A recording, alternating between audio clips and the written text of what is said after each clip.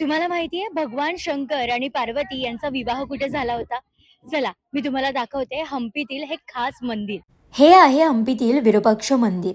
खरं तर याच मंदिरामध्ये भगवान शिव आणि पार्वती यांचा विवाह सोहळा संपन्न झाला होता असं म्हटलं जातं.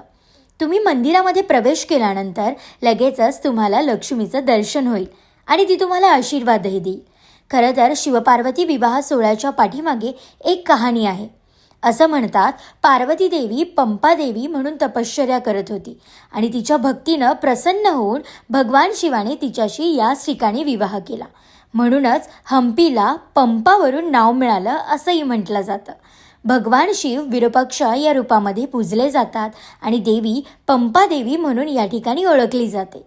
आजही या ठिकाणी दरवर्षी विवाह सोहळा म्हणजेच शिवपार्वती विवाह सोहळा मोठ्या उत्साहात साजरा होतो आणि म्हणूनच हम्पीला आलात तर मंदिराला नक्की भेट द्या.